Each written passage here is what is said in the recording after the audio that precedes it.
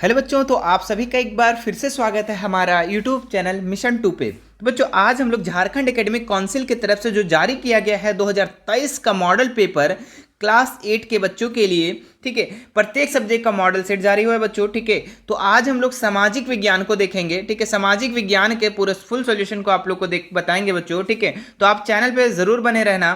ठीक है, और आप लोग को बता दो बच्चों कि जो मॉडल पेपर जो जारी होता है वो आप लोग का एग्जाम के पैटर्न को बताता है। ठीक है, कि आप लोग एग्जाम किस पैटर्न पे लिए जाएंगे, ठीक है, कितने मार्क्स के आएंगे, कितने नंबर क्वेश्चन आएंगे, कहाँ से क्वेश्चन पूछे जाएंगे। ठीक है, और आप लोग के एग्जाम के लिए बच्चों मॉडल पेपर भी बहुत इंपॉर्टेंट होता है। ठीक है, इससे आप लोग का 30 से 40% क्वेश्चन यहाँ से मैच करता है। ठीक है, सभी क्वेश्चन नहीं मैच करते हैं, लेकिन बहुत सारे क्वेश्चन मैच करते हैं। तो एक बार मॉडल पेपर को जरूर देख कर ही जाना चाहिए। ठीक है, तो एक बार देख लेते हैं हम लोग सामान्य निर्देश में क्या क्या है बच्चों। ठीक है, आप लोग का जो एग्जाम होगा वो आप लोग को OMR पर होगा। ठीक है, OMR भरने के लिए भी आप लोग को बता दिया जाएगा। ठीक है, तो चैनल पे बने रहना। अब क्या है इसमें कि अपना पूरा हस्ताक्षर, मतलब OMR पर आप लोग को पूरा फुल सिग्नेचर करना है। ऐसा नहीं कि अगर आपका नाम विनोद कुमार है तो आप सिर्फ विनोद लिख के आ गए, ऐसा नहीं, आपको पूरा लिखना होगा, है ना।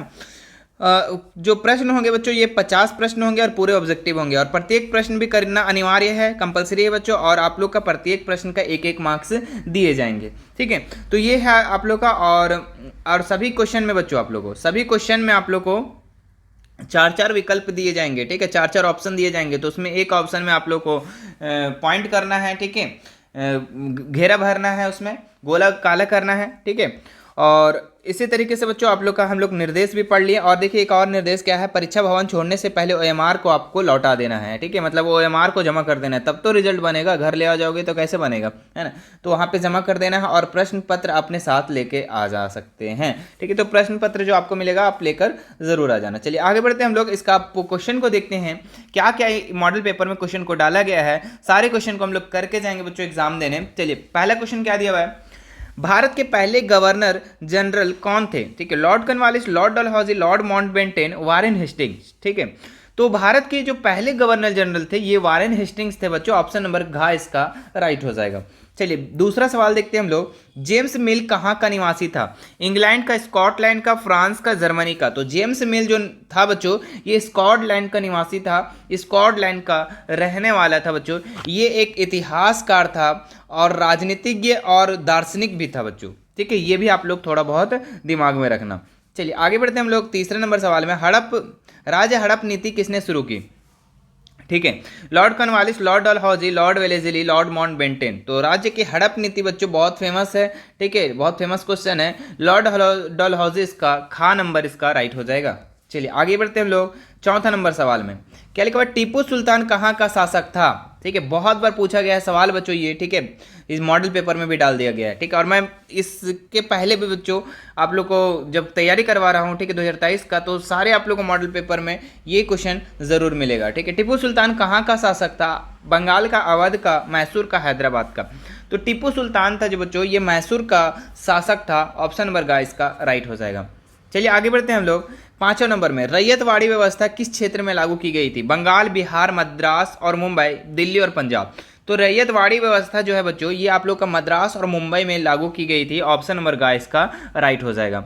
ठीक है, ये होता क्या है बच्चों रैयतवाड़ी व्यवस्था, रैयतवाड़ी में क्या होता है ना कि जो भी जमीन होता है, ठीक है, मान लो कि कोई एरिया में कोई जितना जमीन होता है उसका सबका मालिकाना हक जो है जमींदार लोग को दे दिया जाता है। ठीक है, जो जिसका है उसको दे दिया जाता है उसका हक, और जो उसका टैक्स लगता है बच्चों ये आप लोग को राजा को खुद से जाके जमा करना होता था। ठीक है, जैसे आप एक किसान हो तो आपको पूरा जमीन का हक दे दिया गया। ठीक है, और आपसे जो भी टैक्स होता था वो टैक्स आपको खुद से राजा को, शासक को देना पड़ता था। ठीक है, तो ये रैयतवाड़ी व्यवस्था है। इसे कौन लागू किया था बच्चों, तो इसे सर टॉमस मुनरो, ये भी याद रखना, सर टॉमस मुनरो और कर्नल रीड लागू किए थे। ठीक है, तो याद रखना इस चीज को। चलिए गा नंबर इसका राइट हो जाएगा कि ये सबसे पहले किस क्षेत्र में लागू की गई थी, मद्रास और मुंबई में। ठीक है, चलिए आगे आते हैं हम लोग छठा नंबर सवाल, महालवाड़ी व्यवस्था किसने तैयार की। देखिए बच्चों यहाँ पे आपको रैयतवाड़ी व्यवस्था में क्या था कि वहाँ पे जो किसान था उसका मालिकाना हक उसको खुद दे दिया जाता था और उस टैक्स जो है खुद पे करता था, ठीक है। लेकिन यहाँ महालवाड़ी में क्या होता था ना कि एक गांव में कोई एक मुखिया बना देता था और उसको क्या बोलता था कि जाओ सभी से टैक्स वसूल करके और हमको आके दो। मतलब कि यहाँ पे एक दूसरा कोई चुन दिया जाता था और वो वहाँ पे सबसे इकट्ठा करता था सभी जमीन वाले से टैक्स को, और वो फिर राजा को जाके पहुंचाता था, जो भी वहाँ पे जनरल गवर्नर थे उसको जाके पहुंचाता था, ठीक है। तो ये महालवाड़ी व्यवस्था था, ठीक है। चलिए, तो महालवाड़ी व्यवस्था किसने तैयार की? Lord Cornwallis, Lord Ripon, Lord Wellesley, Lord Mackenzie, Holt Mackenzie. तो बच्चों इसका राइट आंसर हो जाएगा होल्ट मैकेंजी, ठीक है, होल्ट मैकेंजी। कब महालवाड़ी व्यवस्था तैयार किया बच्चों? ठीक है, 1822 में, ठीक है, ये भी याद रखना। चलिए आगे बढ़ते हैं हम लोग। कोल विद्रोह कब हुआ था? देखिए मैं सारे क्वेश्चन को इसलिए एक्सप्लेनेशन कर देता हूँ कि थोड़ा सा क्वेश्चन अगर घुमा दे तो आप लोग फंसे ना, है ना। हाँ, कोल विद्रोह कब हुआ था? 1831 से 32, 1855, 1895, 1857, ठीक है। तो कोल विद्रोह कब हुआ था बच्चों? 1831 से 32 में, ठीक है। ऑप्शन नंबर इसका का राइट हो जाएगा, ठीक है। इसमें क्या था ना बच्चों, कोल विद्रोह कि कोल जनजाति के लोग अंग्रेज लोग से लड़ा था, ठीक है। अंग्रेज से क्यों लड़ा था? तो अंग्रेज उनके खिलाफ अत्याचार कर रहे थे, बहुत अत्याचार कर रहे थे, ठीक है, कोल जनजाति लोग के साथ, ठीक है। इसलिए कोल विद्रोह यह हुआ था और कब हुआ था? 1831 से 32 में, ठीक है। चलिए आगे बढ़ते हम लोग 8वां नंबर से। संताल विद्रोह का नेतृत्व किसने किया था? ठीक है, बिरसा मुंडा, सिंधु कान्हू, तिलका मांझी, नीलांबर पीताम्बर। तो संताल विद्रोह का जो नेतृत्व किया था बच्चों, ये सिंधु कान्हू। ऑप्शन नंबर खा इसका राइट हो जाएगा। चलिए 9वां नंबर देखते हैं। भारत में पहली सूती कपड़ा मिल जो है कहाँ स्थापित हुई? मद्रास, मुंबई, बंगाल, सूरत। तो भारत में जो पहला सूती कपड़ा मिल जो स्थापित हुआ बच्चों, ये आपका मुंबई में हुआ। खा नंबर इसका राइट हो जाएगा। चलिए आगे बढ़ते हैं हम लोग। 1857 की क्रांति को और किस नाम से जाना जाता है? सिपाही विद्रोह, हूल विद्रोह, उल गुलान या फिर कोल विद्रोह। तो 1857 की क्रांति को बच्चों सिपाही विद्रोह के भी नाम से जाना जाता है। ऑप्शन नंबर का इसका राइट हो जाएगा। सैनिक विद्रोह भी इससे बोला जाता है बच्चों, याद रखना, सैनिक विद्रोह, सिपाही विद्रोह सब एक ही है, ठीक है। चलिए आगे बढ़ते हैं हम लोग अगला सवाल में। 11 नंबर देखिए। 1857 की क्रांति का नेतृत्व रांची में किसने किया? ठीक है, तो 1857 की क्रांति हो रहा था बच्चों, तो सभी जगह अलग अलग लोग नेतृत्व कर रहे थे, सभी जगह अलग अलग लोग लीडरशिप कर रहे थे, ठीक है। बिरसा मुंडा, विश्वनाथ सहदेव, सिद्धू कान्हू, नीलांबर पीताम्बर। तो विश्वनाथ सहदेव जो है बच्चों, ये रांची का नेतृत्व करते रहे थे, ठीक है, रामगढ़ रांची। तो ऑप्शन नंबर खा इसका राइट हो जाएगा। चलिए आगे बढ़ते हैं हम लोग अगले सवाल में। 12 नंबर में, शांति निकेतन की स्थापना किसने की? महात्मा गांधी, रविंद्रनाथ टैगोर, बंकिम चंद्र चटर्जी या सुभाष चंद्र बोस। ठीक है, तो शांति निकेतन की जो स्थापना हुआ था बच्चों, ठीक है, ये किसने किया? तो रविंद्रनाथ टैगोर। ऑप्शन नंबर खा इसका राइट हो जाता। चलिए आगे बढ़ते हम लोग 13 नंबर सवाल में। भारतीय शिक्षा का मैग्ना कोटा कहा जाता है, किसे कहा जाता है? मैकाले की शिक्षा नीति को, चार्ल्स वुड की नीति पत्र को, विलियम जॉन्स की शोध पत्रिका को, विलियम एडम की रिपोर्ट को। तो भारतीय शिक्षा का मैग्ना कोटा जो बोला जाता है बच्चों, ये चार्ल्स वुड के नीति पत्र को। ऑप्शन नंबर खा इसका राइट हो जाएगा। चलिए आगे बढ़ते हैं हम लोग अगला सवाल में। सती प्रथा दूर करने का श्रेय किसको है? ठीक है, तो Lord Canning, Lord Curzon, Lord Cornwallis, Lord William Bentinck. ठीक है, तो सती प्रथा जो बच्चों, सती प्रथा को दूर करने का जो श्रेय किसको है बच्चों? तो लॉर्ड विलियम बेंटिक को। ऑप्शन नंबर घा इसका राइट हो जाएगा। इन्होंने ही सती प्रथा को दूर किया था। चलो आगे बढ़ते हैं हम लोग 15 नंबर सवाल में। हिंदू विधवा पुनर्विवाह अधिनियम किस वर्ष लागू हुआ?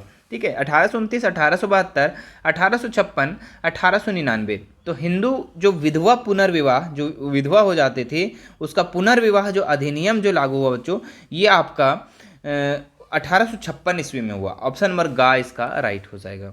क्लियर है?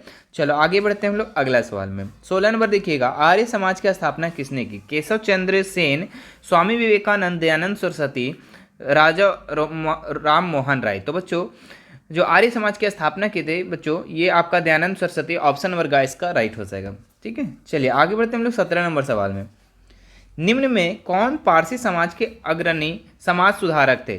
सर सैयद, ज्योतिराव फुले, दादा भाई नौरोजी, आत्माराम, पांडुरंग। तो बच्चों इसका राइट आंसर ऑप्शन नंबर गा दादा भाई नौरोजी होगा। ठीक है, चलिए आगे बढ़ते हैं हम लोग 18 नंबर सवाल को। बंगाल विभाजन के समय भारत का गवर्नर जनरल कौन था? ठीक है, Lord Curzon, Lord Minto, Lord Irwin, Lord Montagu. ठीक है, तो बंगाल का जब विभाजन हो रहा था बच्चों, ठीक है, उस समय भारत का जो गवर्नर जनरल था ये आपका लॉर्ड कर्जन, ऑप्शन नंबर का इसका राइट हो जाएगा। ठीक है, बंगाल विभाजन बच्चों आप लोग को 1905 ईस्वी में हो रहा था। ठीक है, इसी समय जो भारत को जो गवर्नर था लॉर्ड कर्जन, ठीक है, था। ठीक है, चलिए आगे बढ़ते हम लोग 19 नंबर सवाल में। करो या मरो का नारा किसने दिया? ठीक है, बाल गंगाधर तिलक, महात्मा गांधी, भगत सिंह या फिर सुभाष चंद्र बोस। ठीक है, तो करो या मारो मरो का नारा जो दिए बच्चों ये, ठीक है, ये महात्मा गांधी दिए, ऑप्शन नंबर खा इसका राइट हो जाएगा। चलिए आगे बढ़ते हम लोग 20वां नंबर सवाल में। क्या लिखा हुआ है? 1928 में ओलंपिक में हॉकी का स्वर्ण पदक जीतने वाली भारतीय टीम के कप्तान कौन थे? ठीक है, मेजर ध्यानचंद, रूप सिंह, बालवीर सिंह, जयपाल सिंह मुंडा। ठीक है, तो बच्चों इसका जो राइट आंसर आपका हो जाएगा घा नंबर। ठीक है, जयपाल सिंह मुंडा, घा नंबर इसका राइट हो जाएगा। 1928 में जो ओलंपिक में हॉकी का स्वर्ण पदक जीतने वाली भारतीय टीम के कप्तान कौन थे? तो जयपाल सिंह मुंडा। चलिए आगे बढ़ते हैं 21 नंबर सवाल। विश्व का सबसे बड़ा लिखित संविधान किस देश का है? तो बच्चों आपका प्यारा भारत। ठीक है, भारत का जो संविधान है, ठीक है, ये सबसे बड़ा लिखित संविधान है, ऑप्शन नंबर ग इसका राइट हो जाएगा। चलिए आगे देखते हैं हम लोग 22 नंबर सवाल का। संविधान द्वारा प्रदत्त मौलिक अधिकारों की संख्या कितनी है? कितनी बार आप लोग को ये क्वेश्चन करवा दिए बच्चों। ठीक है, बहुत सारे इसमें क्वेश्चन, जितना मैंने करवाया बहुत बार क्वेश्चन ये सारे को करवा दिए हम। ठीक है, हाँ, तो संविधान द्वारा जो मौलिक अधिकार कितना है बच्चों? तो 6 है। ठीक है, पहले 7 था, जिसमें से एक अधिकार को हटा दिया गया बच्चों, संपत्ति के अधिकार को, तो छठा 6 इसका राइट हो जाएगा। 23 नंबर देखिए, भारत एक संप्रभु राष्ट्र कब बना? ठीक है, तो 15 अगस्त 1947, 26 जनवरी 1950, 2 अक्टूबर 1869, 15 नवंबर 2000। ठीक है, तो भारत एक संप्रभु राष्ट्र कब बना बच्चों? तो ये 26 जनवरी 1950, खा नंबर इसका राइट आंसर हो जाएगा। ठीक है, 15 अगस्त 1947 को जो था ना, इस समय बच्चों, इस समय अंग्रेज से भारत जो है छुटकारा पाया था, अंग्रेज से आज़ाद हुआ था। ठीक है, 15 अगस्त 1947 को। लेकिन एक भारत जो संप्रभु राष्ट्र कब बना? तो ये 26 जनवरी 1950 को बना। ठीक है, याद रखना, कंफ्यूज मत होना। चलिए आगे बढ़ते हैं हम लोग अगला सवाल में। लोकसभा और विधानसभाओं के चुनाव कितने वर्षों के अंतराल पर होते हैं? तो लोकसभा और विधानसभा के जो चुनाव होता है बच्चों, ये 5 वर्ष के अंतराल पर होता है। ठीक है, डिफरेंस चलता है 5-5 साल पर। चलिए आगे बढ़ते हैं हम लोग। भारत की प्रथम महिला राष्ट्रपति का क्या नाम है? तो द्रौपदी मुर्मू, प्रतिभा देवी सिंह पाटिल, सरोजिनी नायडू, इंदिरा गांधी। ठीक है, तो जो भारत का प्रथम महिला राष्ट्रपति का जो नाम है बच्चों, ये प्रतिभा देवी सिंह पाटिल, ऑप्शन नंबर खा इसका राइट हो जाएगा। ठीक है, भारत का प्रथम प्रधानमंत्री कौन था? ये आपको कमेंट करके बताना है। ठीक है, चलो आगे देखते हैं 26 नंबर। स्वतंत्रता के पश्चात भारत में प्रथम आम चुनाव किस वर्ष हुआ? ठीक है, तो 1952, 1947, 1950 या 1953। ठीक है, 1952, 1947, 1950, 1953। तो स्वतंत्रता जो हुआ था बच्चों, ठीक है, 1947 के बाद जो प्रथम चुनाव हुआ था, पहला चुनाव हुआ था, ये कब हुआ था? ये आपका बच्चों 1952 में हुआ था, ऑप्शन नंबर का इसका राइट हो जाएगा। ठीक है, एक सवाल इसमें और आता है बच्चों, ठीक है, उसको भी नोट करना आप लोग, कि स्वतंत्रता के बाद जो प्रथम जनगणना हुआ था ये कब हुआ था? ठीक है, तो ये 1951 को हुआ था। कब हुआ था? जनगणना जब हुआ था 1951 को, और चुनाव जब पहला चुनाव बोलेगा तो ये 1952 को। ठीक है, याद रखना इस चीज़ को, क्वेश्चन आता है। ठीक है, लोकसभा में सदस्यों की अधिकतम संख्या कितनी निश्चित की गई है? तो 543, 545, 552 या फिर 250। तो लोकसभा में सदस्यों की अधिकतम संख्या जो की गई है निश्चित बच्चों, ये 552, ऑप्शन नंबर ग इसका राइट हो जाएगा। आगे देखते हैं हम लोग 28 नंबर। भारत का शीर्ष न्यायालय कौन सा है? मतलब कि शीर्ष मतलब होता है ऊपर का, है ना, शीर्ष मतलब ऊपर का। तो सबसे बड़ा न्यायालय कौन है बच्चों आपका? तो सर्वोच्च न्यायालय, खा नंबर इसका राइट हो जाएगा। Supreme court. ठीक है, भारत का सबसे बड़ा न्यायालय, शीर्ष न्यायालय आपका सुप्रीम कोर्ट है, जो आपका दिल्ली में स्थित है। ठीक है, चलो आगे देखते हैं हम लोग अगला सवाल में 29 नंबर में। देश में उच्च न्यायालयों की कुल संख्या कितनी है? तो बच्चों देश में जो उच्च न्यायालय की जो संख्या कितना है आपको बताना है, 28, 22, 24, 35। तो इसका राइट आंसर हो जाएगा बच्चों ऑप्शन नंबर ग 24। ठीक है, लेकिन ये पहले की डेटा के हिसाब से अगर हम देख रहे हैं बच्चों, ठीक है, लेकिन अभी जो आपका उच्च न्यायालयों की जो कुल संख्या है ना, ये 25 है। ठीक है, एक और हाल फिलहाल में बढ़ गया है। ठीक है, तो 25 इसका आंसर होगा, नहीं होगा तो आप इसमें 24 करके आ जाना। ठीक है, चलो आगे देखते हैं हम लोग। क्या है 30 नंबर। भारतीय संविधान के किस अनुच्छेद के द्वारा अस्पृश्यता का उन्मूलन किया गया है? 17, 15 अनुच्छेद या फिर 29 अनुच्छेद या फिर 30 अनुच्छेद। तो अस्पृश्यता का उन्मूलन जो किया गया बच्चों 17, ऑप्शन नंबर का इसका राइट हो जाएगा 17 अनुच्छेद। चलिए आगे बढ़ते हैं हम लोग 31 नंबर में, झारखंड में कुल कितने प्रकार की जनजातियां निवास करती है? तो 24, 26, 30, 32। ठीक है, तो झारखंड में जो बच्चों 32 प्रकार की जनजातियां निवास करती है। चलिए आगे बढ़ते हैं हम लोग 32 नंबर सवाल में, सर्व शिक्षा अभियान की शुरुआत कब की गई थी? तो 1998, 1999, 1999, 2000, 2000 या 2001, 2001 से 2002। तो सर्व शिक्षा अभियान जो शुरुआत की गई बच्चों 2001, 2002, ऑप्शन नंबर घ इसका राइट हो जाएगा। चलिए आगे बढ़ते हैं हम लोग 33 नंबर सवाल में, क्या लिखा है? कौन सी योजना गरीब महिलाओं को निःशुल्क एलपीजी कनेक्शन उपलब्ध कराने का संबंधित है? ठीक है, जो गरीब महिलाओं को निःशुल्क जो दिया जाता है बच्चों गैस सिलेंडर है ना, जो आप घर में खाना बनाते हैं वो सिलेंडर दिया जाता है, ये कौन सा योजना है? इस चीज़ को योजना का नाम बताना है। तो योजना यहाँ पे देखिए 4 ऑप्शन दिया हुआ है। प्रधानमंत्री सुरक्षा बीमा योजना, ये तो नहीं है बच्चों। ठीक है, प्रधानमंत्री जीवन ज्योति योजना, ये भी नहीं है। सुकन्या समृद्धि योजना, ये भी नहीं। प्रधानमंत्री उज्ज्वल योजना, ये है आपका बच्चों। ठीक है, उज्ज्वल योजना में ही आपका एलपीजी गैस कनेक्शन दिया जाता है फ्री में। ठीक है, और ये कब स्टार्ट हुआ था बच्चों? तो ये भी याद रखना 1 मई 2016। ठीक है, डेट भी आप लोग याद रखना। ठीक है, एग्जाम की दृष्टि से। चलिए आगे बढ़ते हैं हम लोग 34 नंबर सवाल, विश्व तंबाकू निषेध दिवस किस तिथि को मनाया जाता है? 31 जुलाई, 31 मई, 31 मार्च, 30 अप्रैल। तो विश्व तंबाकू निषेध दिवस जो मनाया जाता है बच्चों ये 31 मई को, ऑप्शन नंबर ख इसका राइट हो जाएगा। चलिए आगे बढ़ते हम लोग 35 नंबर में, सरकार ने बच्चों से संबंधित समस्याओं की शिकायत के लिए एक हेल्पलाइन नंबर शुरू किया, इस चाइल्ड हेल्पलाइन नंबर क्या है? 1091,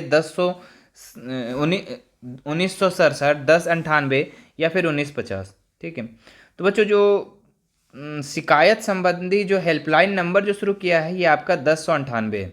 ठीक है, जो भी शिकायत करना है चाइल्ड को लेकर के तो 1098 में कॉल कीजिए और शिकायत कीजिए। 36 नंबर देखिए, कोयला किस प्रकार का संसाधन है? नवीकरणीय, चक्रीय या फिर अजैव या फिर जैव? तो बच्चों कोयला जो है ना आपका, ये आपका जैव संसाधन के अंतर्गत आता है। ठीक है, कोयला जो है आपका जैव संसाधन के अंतर्गत आता है, इसलिए आता है बच्चों ये। ठीक है, ये आपका जो पेड़ पौधे और जीव जंतुओं से सड़ा गल करके ये कोयला का निर्माण होता है बच्चों। ठीक है, इसीलिए इसको जय के अंतर्गत रखा गया है। ठीक है, तो घ नंबर इसका राइट हो जाएगा। चलिए आगे देखते हैं हम लोग, जिस संसाधन का उपयोग किया जा रहा हो, जिसकी मात्रा ज्ञात हो, वैसे संसाधन क्या कहलाते हैं? मतलब कि जो संसाधन आपको उपयोग हो रहा है और उसका मात्रा भी ज्ञात है कि कितनी मात्रा में है। ठीक है, तो उसको कौन सा संसाधन कहेंगे? संभाव्य संसाधन, वास्तविक संसाधन, अज्ञात संसाधन या फिर परिवर्तनशील संसाधन। तो जो हमको ज्ञात है बच्चों, जो संसाधन हमको ज्ञात है कि हाँ ये चीज़ है हमारे देश में, कोयला है, कितनी मात्रा में ये भी चीज़ है। ठीक है, तो वो हमारा वास्तविक संसाधन कहलाता है। ठीक है, एक्चुअल रिसोर्स कहलाता है, ऑप्शन नंबर ख इसका राइट हो जाएगा। क्लियर है? ठीक है, और संभावित संसाधन जैसे अनुमान लगाया गया कि हाँ झारखंड में हमारा अभ्रक भी पाया जाता होगा, अनुमान लगाया जाता है झारखंड में पेट्रोल पाया जाता है, ये सब संभाव्य होगा कि यहाँ पे पाया जा सकता है, ऐसा है ना। और अज्ञात जो ज्ञात ही नहीं है वैसा। ठीक है, तो ये जो आप ज्ञात है बच्चों, जो चीज़ आपको पता है, ठीक है, वो एक वास्तविक संसाधन होता है। तो ख नंबर इसका राइट हो जाएगा। 38 नंबर देखो, निम्न में कौन सा नवीकरणीय संसाधन है? कोयला, पेट्रोलियम, जल, प्राकृतिक गैस। तो आपको बच्चों यहाँ पे कौन नवीकरणीय संसाधन ये आपको बताना है। तो यहाँ पे जल जो है आपका नवीकरणीय संसाधन है। नवीकरणीय संसाधन उसे बोलते हैं बच्चों जो आपका बार बार उपयोग किया जा सकता है। ठीक है, जिसे फिर से बनाया जा सकता है, तो ये हमारा नवीकरणीय हो जाएगा। ठीक है, बाकी अनवीकरणीय होगा। जैसे कोयला फिर से अगर ख़त्म हो गया मान लो हमारे झारखंड में, तो क्या फिर से आ जाएगा? तुरंत नहीं, इसको बनने में तो करोड़ों वर्ष लग जाएगा। पेट्रोल वगैरह ख़त्म हो गया, ठीक है, कोई भी डीजल वगैरह ख़त्म हो गया बच्चों। ठीक है, तो क्या ये बन सकता है? तुरंत नहीं बन सकता है। ठीक है, तो यहाँ पे जल जो है ना ये नवीकरणीय है, बाकी सभी अनवीकरणीय है। आगे देखते हैं 39 नंबर सवाल में, झारखंड में स्थित एकमात्र उद्यान बेतला नेशनल पार्क किस जिले में है? पलामू, सिमडेगा, लातेहार, गुमला। ठीक है, तो झारखंड में स्थित एकमात्र जो राष्ट्रीय उद्यान है बच्चों, ये आप बेतला नेशनल पार्क है जो, ये आपका लातेहार में स्थित है बच्चों। 29 नंबर का गा राइट हो जाएगा। क्लियर है? आगे बढ़ते हैं हम लोग 40 नंबर में, निम्न में से कौन मृदा संरक्षण का एक उपाय नहीं है? वनोन्मूलन, समोच्च रेखीय जुताई, रक्षक मेखला, फसल आवर्तन। तो मृदा संरक्षण का उपाय नहीं है, मतलब कि मृदा को रुकाव का कोई उपाय नहीं है, तो वनोन्मूलन इसका राइट आंसर हो जाएगा बच्चों। ठीक है, वन को अगर हम काट देंगे तो क्या मृदा बचेगा, बताओ। वन लोग को हम काटते जाएंगे, क्योंकि वन जो है, पेड़ पौधे क्या करते हैं, मिट्टी को जकड़े रखते हैं ना। हाँ, तो अब बताओ यहाँ हम वनोन्मूलन कर देंगे, यानी वन को धीरे धीरे हटाते जाएंगे, तो क्या मृदा संरक्षण होगा, नहीं होगा। तो ये मृदा संरक्षण का एक उपाय नहीं है वनोन्मूलन। ठीक है, चलिए आगे बढ़ते हम लोग। अगला सवाल में 41 नंबर में क्या लिखा हुआ है, झारखंड में कुल भूमि का कितना प्रतिशत वनाच्छिद्र है, यानी कि कितने प्रतिशत जो है वन है, 33, 29, 22, 40। ठीक है, तो बच्चों इसका जो राइट आंसर हो जाएगा आपका 29%। ठीक है, 29% इसका राइट आंसर हो जाएगा। आगे बढ़ते हम लोग 42 नंबर, आणविक ऊर्जा के उत्पादन के लिए निम्न में से किसका उपयोग किया जाता है, यूरेनियम, कोयला, जल, पवन। आणविक ऊर्जा के उत्पादन के लिए निम्न से किसका उत्पादन किया जाता है बच्चों, ये आपको कमेंट करके बताना है। ठीक है, चलिए आगे बढ़ते हैं हम लोग। ये सवाल आपको पहले भी करवा दिए हैं, तो आपको कमेंट करके बताना है। 43 नंबर में देखो, भारत में कोयला उत्खनन सर्वप्रथम कहाँ किया गया था। ठीक है, झरिया, रानीगंज, कनपुरा या फिर सिंगरौली। तो बच्चों इसका राइट आंसर जो आपका हो जाएगा खा नंबर। ठीक है, रानीगंज। चलिए आगे बढ़ते हम लोग। अगला सवाल में क्या लिखा हुआ है, निम्न में कौन सुनहरा रेशा के नाम से जाना जाता है। ठीक है, जाना जाता है, बताइए, कपास, पटसन, गन्ना या फिर सोना। तो सुनहरा रेशा किससे जाना जाता है बच्चों, ये बताना है आपको। तो इसका आंसर हो जाएगा बच्चों आप लोग का पटसन। ठीक है, खा नंबर इसका राइट हो जाएगा। निम्न में से किससे सुनहरा रेशा कहा जाता है, तो पटसन को बोला जाता है। चलिए आगे बढ़ते हैं हम लोग 45 नंबर सवाल में, उत्तर पूर्वी भारत में स्थानांतरित खेती को किस नाम से जाना जाता है, लदांग, मिल्पा, रोका या फिर झूम। तो उत्तरी पूर्वी भारत में बच्चों आप लोग का झूम खेती के नाम से जाना जाता है स्थानांतरित खेती को। ऑप्शन नंबर घ इसका राइट हो जाएगा। चलिए आगे देखते हैं हम लोग 46 नंबर, चीनी उद्योग का कच्चा माल क्या है, गन्ना, चुकंदर, पटसन या काखा, दोनों। तो चीनी उद्योग का जो कच्चा माल है बच्चों, ये क्या है, गन्ना है। गन्ना से ही ना चीनी बनता है। ऑप्शन नंबर का इसका राइट हो जाएगा, ये कच्चा माल है इसका। आगे बढ़ते हैं हम लोग 47 नंबर सवाल में, उद्योग किस प्रकार की आर्थिक क्रिया है। ठीक है, तो उद्योग बताना है बच्चों कि आप लोग का कौन सा क्रिया है, कौन सा आर्थिक क्रिया है, प्राथमिक, द्वितीयक या तृतीयक या चतुर्थ। तो उद्योग, ठीक है, फैक्ट्री वगैरह जो है बच्चों आप लोग का द्वितीयक आर्थिक क्रिया है। ऑप्शन नंबर खा इसका राइट हो जाएगा। प्राथमिक में क्या आ जाएगा, कृषि आ जाएगा, है ना, जो या फिर कोई चीज़ उत्पादन कर रहा है, वो सब हमारा प्राथमिक क्रिया में आ जाएगा। द्वितीयक में बच्चों आप लोग का क्या हो गया, ये सब उद्योग, फैक्ट्री वगैरह वगैरह, है ना। तृतीयक में सेवा क्षेत्र आता है बच्चों, जैसे कोई डॉक्टर है, टीचर है, ये सब आपका तृतीयक क्षेत्र में आ जाएगा। ठीक है, तो याद रखना है। आगे बढ़ते हम लोग 48 नंबर में, झारखंड का मोरी किस उद्योग के लिए प्रसिद्ध है, एल्युमिनियम, तांबा, लोहा, इस्पात या सीमेंट। तो झारखंड का मोरी किस उद्योग के लिए प्रसिद्ध है बच्चों, तो एल्युमिनियम। ऑप्शन नंबर का इसका राइट हो जाएगा। ठीक है, ये इसका जो स्थापना हुआ था बच्चों 1938 में हुआ था। ठीक है, 1938 में। आगे बढ़ते हैं हम लोग। 2011 के जनगणना के अनुसार भारत का जनसंख्या का घनत्व कितना है, 14, 382, 414 या फिर 350। तो बच्चों इसका राइट आंसर हो जाएगा 382। ठीक है, चलो आगे बढ़ते हम लोग। इसका लास्ट सवाल क्या लिखा हुआ है, निम्न में से कौन जनसंख्या परिवर्तन का कारण नहीं है, जन्म, मृत्यु, प्रवास, जनसंख्या घनत्व। तो जनसंख्या परिवर्तन का कारण कौन सा नहीं है, तो जनसंख्या घनत्व। बाकी सभी है बच्चों, जन्म भी है, मृत्यु भी है, प्रवास भी है। जनसंख्या घनत्व जो है ये आपका जनसंख्या परिवर्तन का कोई कारण नहीं है। ठीक है, तो ये था बच्चों आप लोग का 50 सवाल। ठीक है, मुझे आशा है आप सभी को ये वीडियो बहुत पसंद आया होगा। ठीक है, आप लोग का आंसर भी सारा मिल गया होगा। ठीक है, आप लोग ढूंढ रहे होंगे आंसर को, और आज आप लोग का आंसर मिल गया। ठीक है, और आप लोग को बता दो बच्चों कि ये जो सेट हम करवाए हैं, ठीक है, ये सेट जो करवाए हैं, इससे पहले भी आप लोग को बहुत सारे सेट, 8 मॉडल सेट प्रत्येक सब्जेक्ट का बच्चों। ठीक है, आप लोग का एग्जाम के लिए 2023 के लिए 2023 का एग्जाम के लिए बच्चों आप लोग को प्रत्येक सब्जेक्ट का 8 मॉडल सेट को कंप्लीट करवा रहे हैं। और उसमें देख लेना बच्चों कि इससे बहुत सारे क्वेश्चन उस 8 सेट में आप लोग को मिल जाएगा। ठीक है, एक बार देख लेना, और पूरे अपने एग्जाम को बेहतर बनाने के लिए बच्चों आप लोग पूरे 8 सेट को जरूर कंप्लीट कर लेना। ठीक है, और आप लोग का लाइव टेस्ट भी लिया जाता है रात में। ठीक है, तो आप लोग लाइव टेस्ट के लिए भी बने रहना। ठीक है, अभी मैं फिलहाल जो है मौसम परिवर्तन के कारण अभी हाल फिलहाल नहीं ले रहा हूँ। ठीक है, लेकिन हाँ, आप लोग जिस समय अगर आप वीडियो बाद में देख रहे हो तो आप लोग का लाइव क्लासेस रहेगा बच्चों, जब तक आप लोग का एग्जाम नहीं होता है तब तक। ठीक है, तो आप बने रहना। ठीक है, और चैनल पे बने रहना, आप लोग को टाइमिंग मिल जाएगा कि कब होगा एग्ज़ाम। ये लाइव टेस्ट होगा वो भी आप देख लेना, ठीक है। और सभी सब्जेक्ट को एक एक करके देख लेना बच्चों, मैथ का, साइंस का, सोशल साइंस का। और 2023 का ओरिजिनल जो मॉडल पेपर आप देखना चाहते हैं बच्चों, ठीक है, तो आप लोग का साइंस का भी बन गया है, मैथ का भी बन गया है, हिंदी का भी बन गया, सारा सब्जेक्ट का बन गया है, वो भी आप जाकर डिस्क्रिप्शन के माध्यम से देख सकते हैं, या फिर चैनल में ज़्यादा से ज़्यादा विजिट करें, वहाँ पर प्लेलिस्ट बना दिया गया, वहाँ से जाकर देख सकते हैं, ठीक है। और बाकी कोई भी दिक्कत होता है, कहीं भी अगर वीडियो नहीं मिल पाती है, तो आप हमें इंस्टा पे, टेलीग्राम पे, व्हाट्सएप पे आप मैसेज कर सकते हैं, ठीक है। मिलते हैं नेक्स्ट वीडियो में, उसका भी लिंक जो है डिस्क्रिप्शन में है, ठीक है। मिलते हैं नेक्स्ट वीडियो में, थैंक यू।